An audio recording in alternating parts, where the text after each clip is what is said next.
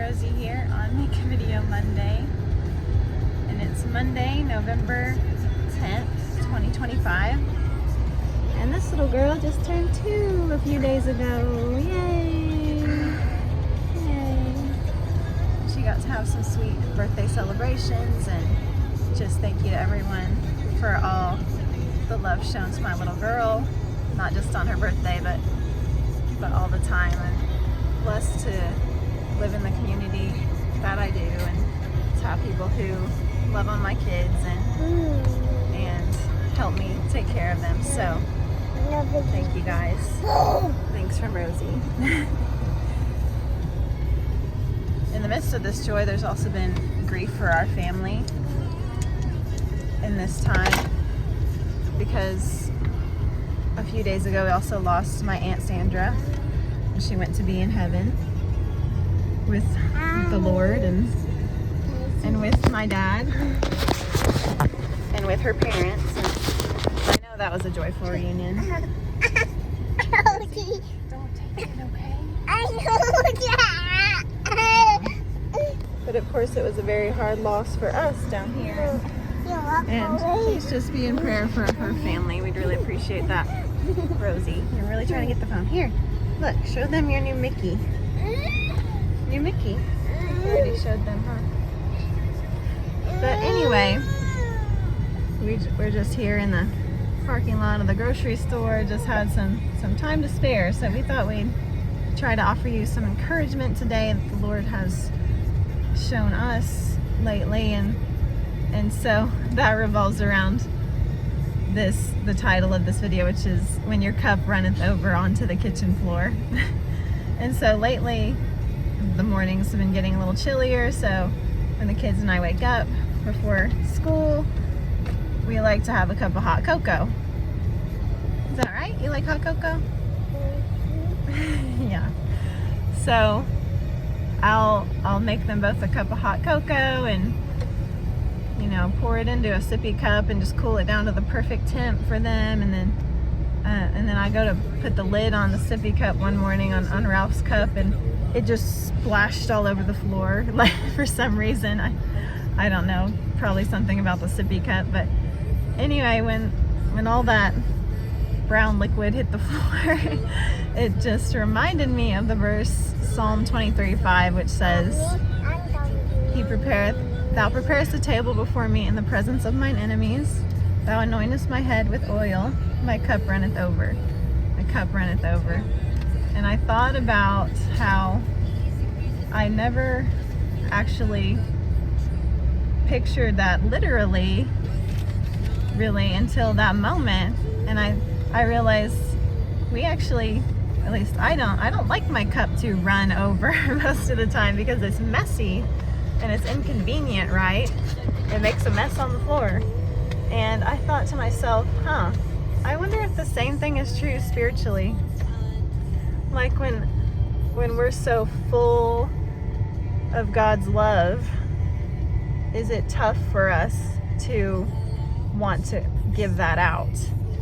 And do we rather want to control and manage it and measure it out sparingly in the way that we think it should look? And I think there is truth to that we can measure out our life or our love in coffee spoons, as that famous line goes in the poem by T.S. Eliot about Alfred Prufrock. And I think a quote that I discovered in that same realm of thought is from Amy Carmichael, and she said, "Thank God he doesn't measure out his grace in teaspoons." And I'm grateful for that when we consistently come to Jesus' table, to his word, to be fed to this table he's prepared, this word he's given us to feed our hearts and our minds on. He fills us up, and he fills our cup to overflowing, and you're so full of God's love, you just can't help but give it out to the next person you see. And that can be that can look messy, kind of like a cup running onto the floor, right? Maybe it looks a little unusual or out of the ordinary, I guess, to give out so abundantly. But that's what Jesus does for us. You know, he loved us first, even when it was hard, even when we had nothing to offer, or no appealing quality or promise that we could give him anything in return. He still freely gave and loved first, because he was fully satisfied, full of grace and truth.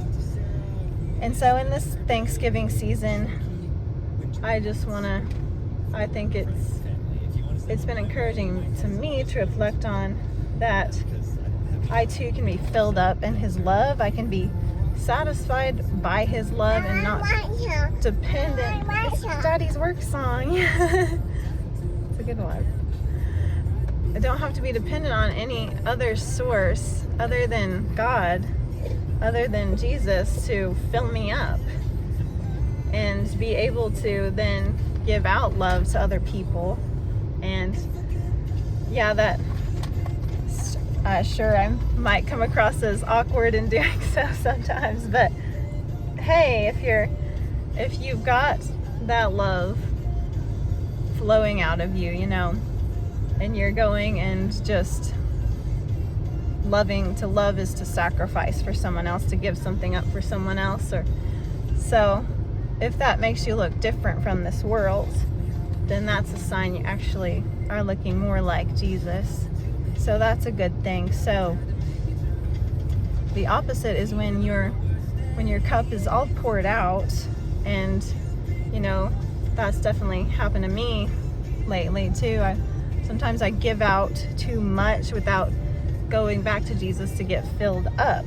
We have to do that every day. I'm starting to realize, just consistently coming to his table, consistently letting him fill up our cup until it overflows. And one way we do that, my brother reminded me, is his words are spirit and life, as it says in John 6:63. And so, like I was talking about, like his word, memorizing his word and taking a portion of scripture and just devoting time to memorizing it and just getting that into your heart and soul. And that helps you to grow instead of go backwards, to remember instead of forget, to hide your word in his heart, and to be filled up instead to be tapped out, you know.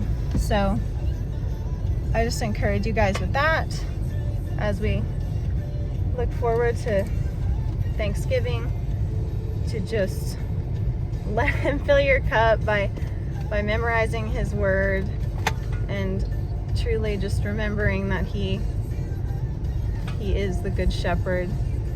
He is the one that can satisfy your every need. So just pray that's a blessing to you guys today, and thank you guys so much for listening. Thank you for your prayers and kind words in this time. And we love you guys, and we'll talk to you next time. Bye. You want to say bye? Bye. Bye.